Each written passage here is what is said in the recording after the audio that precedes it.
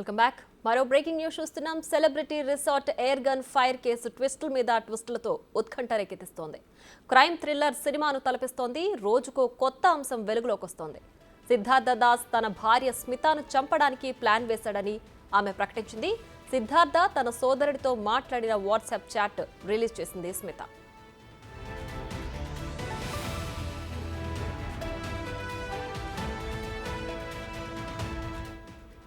భర్తతో ప్రాణభయం ఉందని స్మిత డీజీపీని కలిసింది. సెలబ్రిటీ క్లబ్లో తనను చంపడానికి సిద్ధార్థ్ కత్తి తీశాడని, అతడి బారి నుంచి తప్పించుకోవడానికే మనోజ్ ఎయిర్ గన్ తీశాడని చెప్పింది.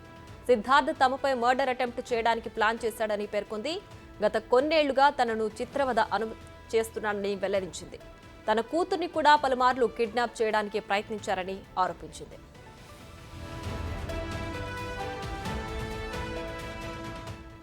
అటు డివోర్స్ కేసు మీద అడ్వకేట్ హబీబ్ సుల్తాన్ అలీని కలిస్తే తన కూతురితో అసభ్యకరంగా ప్రవర్తించాడని చెప్పింది. ఇప్పటికే హబీబ్ సుల్తాన్ పై పోక్సో చట్టం కూడా నమోదైందని తెలిపింది. సిద్ధార్థ్ హత్యాయత్నానికి ప్రయత్నిస్తే తమపైనే కేసులు బుక్ చేశారని ఆరోపించింది.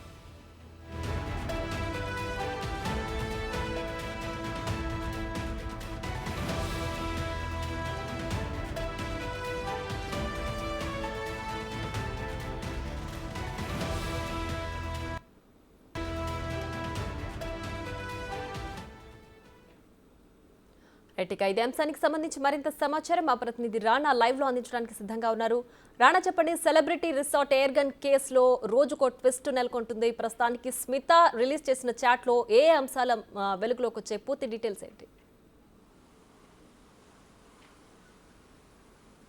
నిన్న డీజీపీని కలిసిన తర్వాత ఈ కేసునంతా పూర్తి స్థాయిలో కూడా స్మిత వినిపించిన తర్వాత ఆయన ఈ కేసును వెంటనే సిఐడి చీఫ్గా ఉన్నటువంటి శిఖా గోయల్కి ఆయన పంపించాడు. ఈ కేసునంతా కూడా మొత్తం ఏం జరిగిందన్న దానిపై పూర్తి స్థాయిలో సమగ్ర విచారణ చేసి వారికి న్యాయం చేయమనేసి కూడా వెంటనే డీజీపీ ఏకంగా శిఖా గోయల్కి ఫోన్ చేసి చెప్పడం జరిగింది. తర్వాత శిఖా గోయల్కి వెళ్ళి ఆమె కంప్లైంట్ చేసినటువంటి నేపథ్యం కనపడింది.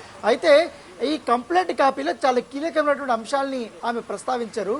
ఈ సెలబ్రిటీ రిసార్ట్కి సంబంధించినటువంటి విషయంలో ఎప్పుడైతే ఈ ఎయిర్ గన్ ఇన్సిడెంట్ అయిందో అప్పటికంటే ముందు 3 సార్లు తన కుమార్తెని స్కూల్ నుంచి కిడ్నాప్ చేయడానికి ప్రయత్నించారు. అప్పుడు నేను అడ్డుకోకపోతే నన్ను కూడా కొట్టారు.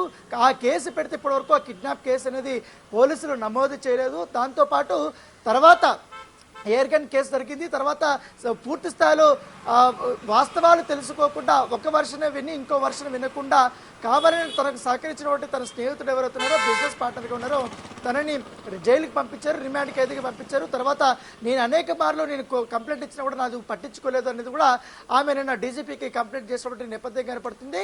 అసలు సంబంధం లేని విషయంలో తనకు తన పార్ట్నర్కి ఎఫ్ఐఆర్ ఉందంటూ కూడా పెద్ద ఎత్తున కూడా దాన్ని ప్రచారం చేయడంతో పాటు పెద్ద గతంలో బీఆర్ఎస్లో ఉన్నటువంటి కొంతమంది నేతల్ని ఈ కేసులో ఇన్వాల్వ్ చేసి ఎక్కడ కూడా తనపైన కేసు నమోదు కాకుండా ఒత్తిడి చేసుకుని నన్ను చంపడానికి ప్రయత్నించాడు, అనేక మార్లు కూడా నన్ను ప్రయత్నించాడంటూ కూడా ఆమె కేసు పెట్టినటువంటి నేపథ్యం అయితే కనపడుతుంది. దాంతోపాటు ఒకవైపు సిద్ధార్థ దాస్కి నాకు ఈ యొక్క డైవర్స్ ఇష్యూ నడుస్తున్నప్పుడు ఒక స్నేహితుడి వల్ల పరిచయమైనటువంటి ఈ లాయర్ ఎవరితో హబీబ్ సుల్తాన్ అలీ ఆయన దగ్గరికి వెళ్ళినప్పుడు ఈ కేసు సంబంధించిన విషయాల్ని చర్చించడానికి వెళ్ళినప్పుడు తన కుమార్తెతో అసభ్యంగా ప్రవర్తించాడు. తను కుమార్తె నాకు చెప్పినప్పుడు వెంటనే నేను పోలీసులకి ఫోన్ చేశాను.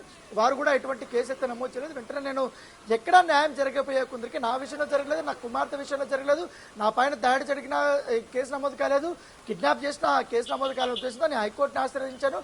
హైకోర్టు ఆశ్రయించిన తర్వాత హైకోర్టు నుంచి ఒక డైరెక్షన్ వచ్చిన తర్వాత మాత్రమే ఈ సమీర్పేటకు సంబంధించినటువంటి పోలీసులు పోక్సో చట్టం కింద కేసు నమోదు చేశారు. అయినప్పటికీ ఇప్పటి వరకు ఆ కేసులో ఎటువంటి అరెస్ట్ జరగలేదనేసి కూడా ఆమె డీజీపీ దృష్టికి తీసుకొచ్చినటువంటి నేపథ్యం కనపడుతుంది. మరోవైపు తన భర్త పైన కూడా కేసు పెట్టేప్పటి వరకు రిజిస్టర్ కాలేదు, కిడ్నాప్ కేసు ఏమైందో ఇప్పటి వరకు తెలియదు, పైగా నాకు ఈ బెదిరింపులు వస్తే నన్ను ఎవరో ఫాలో అవుతున్నారంటూ కూడా ఆమె నిన్న చెప్పినటువంటి నేపథ్యం కనపడుతుంది. అయితే ఎయిర్ గన్ ఇన్సిడెంట్ జరిగినప్పుడు సెలబ్రిటీ రిసార్ట్లో సిద్ధార్థ దాసు అక్కడికి వెళ్ళాడు. తను కూడా నైఫ్ తీసుకుని వెళ్ళాడు. తనను అటాక్ చేయకపోతే మనోజ్ నన్ను కాపాడే ప్రయత్నం చేశాడు. అది పట్టించుకోకుండా ఎయిర్ గన్ తీసాడని ఉద్దేశం అదే హైలైట్ చేసి మనోజ్ని జైలుకి పంపించారు. దీనివల్ల కూడా మనోజ్ కెరీర్ నష్టపోయింది. జైలుకి వెళ్ళడం వల్ల నా కెరీర్ కూడా పూర్తి స్థాయిలో నష్టపోయింది. ఆర్థికంగా అన్ని రకాలుగా కూడా స్ట్రగుల్ అయ్యాను. దాంతోపాటు గతంలో కూడా నాకు అనేక మార్లు కూడా ఎల్పిజి గ్యాస్ వల్ల మొత్తం ఆన్ చేసి నన్ను చంపడానికి ప్రయత్నించారు. ఇదే అంశాన్ని కూడా వాట్సాప్లో తన బ్రదర్తోనో తన ఫ్రెండ్స్తో కూడా మాట్లాడేటప్పుడు నేను చూశాను. అవంతా కూడా వెంటనే నేను స్క్రీన్ షాట్ తీసుకొని నేను భద్రపరుచుకున్నాను. సో నన్ను ఎప్పటి నుంచో తను చంపడానికి ప్రయత్నించినట్టు కూడా ఆ స్మితా గ్రంథి నిన్న డీజీపీకి చెప్పినటువంటి నేపథ్యం అయితే కనపడుతుంది. అయితే సిద్ధార్థ దాస్ మాత్రం మొదటి నుంచి ఒకటే చెప్తున్నటువంటి నేపథ్యం అయితే కనపడుతుంది.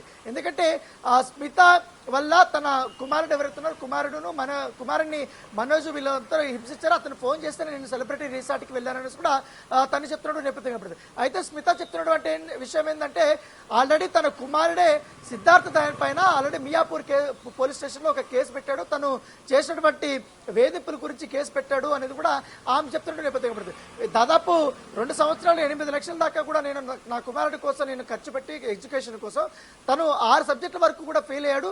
ఆ అంశం మీద నేను అరిచాని గట్టిగా మందలించిన ఇదే విషయాన్ని తన సిద్ధార్థ చెప్పాడు. సిద్ధార్థ చెప్తే నన్ను అటాక్ చేయడానికి వచ్చాడు అనేసి కూడా ఆమె చెప్తున్నట్టు నేపథ్యం కనపడుతుంది. పోలీసులు కూడా 2 వర్షన్స్ కూడా తీసుకుంటే బాగుండేది అనేసి కూడా ఆమె చెప్తున్నారు. కానీ ఇప్పటికే నేను ఆర్థికంగా అంగబలంగా కూడా మానసికంగా చాలా కూడా నష్టపోయాను కాబట్టి నా ప్రాణానికి ప్రమాదం ఉంది, నా కుమార్తె కూడా ప్రాణానికి ప్రమాదం ఉన్న నేపథ్యంలో నేను డీజీపీని ఆశ్రయించారని కూడా చెప్తున్నారు. నేను కాంగ్రెస్ పార్టీకి సంబంధించినటువంటి వ్యక్తినైనప్పుడు కూడా కొత్త ప్రభుత్వం వచ్చిన తర్వాత నాకు న్యాయం జరుగుతుంది. గతంలో బీఆర్ఎస్ నాయకులు ఇన్వాల్వ్ అయ్యి ఈ కేసుని పక్కదో పెట్టించారంటూ కూడా ఆమె అనేక అంశాలను కూడా ప్రస్తావించిన నేపథ్యం కాబట్టి ఈ కేసులో వాస్తవాలు తెలుసుకోవాలనేసి కూడా శిఖా గోయల్ గారికి నిన్న డీజీపీ ఆదేశించడం జరిగింది. ఈ కేసు ఈ రోజు నుంచి పూర్తి స్థాయిలో ఇన్వెస్టిగేషన్ అయితే జరగబోతుంది. ఈ ఇన్వెస్టిగేషన్ లో మరికొన్ని విషయాలు అయితే బయటపడే అవకాశాలు ఉన్నాయి. Priya. Right Rana, thanks for the updates.